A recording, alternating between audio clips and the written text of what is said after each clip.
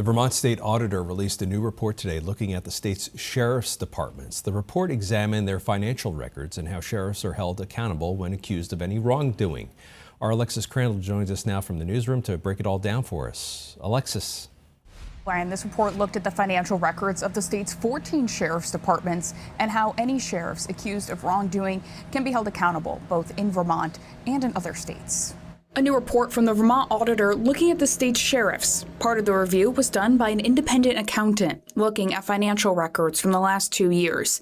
That aspect helps the auditor's office know where they can help out. A third of them were repeat findings.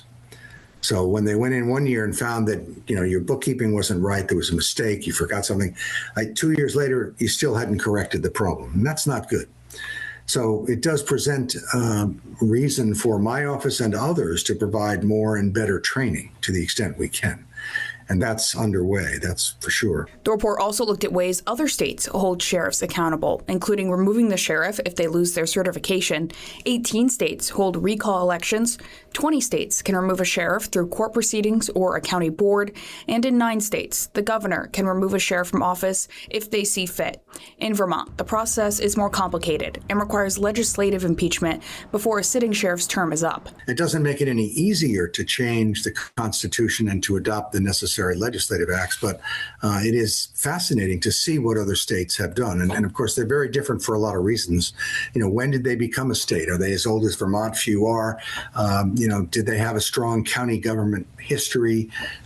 So I think it's wonderful and should be a very useful tool. The Department of State's Attorneys and Sheriff's Executive Director says nothing in the report was a surprise, adding the report creates a path forward for the state. Those that have been subject to conviction and decertification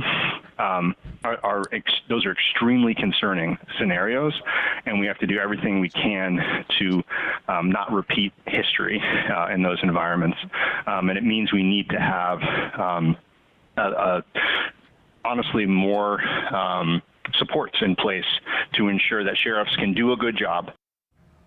The Department of State's Attorneys and Sheriffs is in the middle of hiring a new director of sheriff's operations to further help out the department with model policies and any questions that may come up. Hoffer hopes this report helps the legislature with any changes they may be considering next session to hold sheriffs accountable.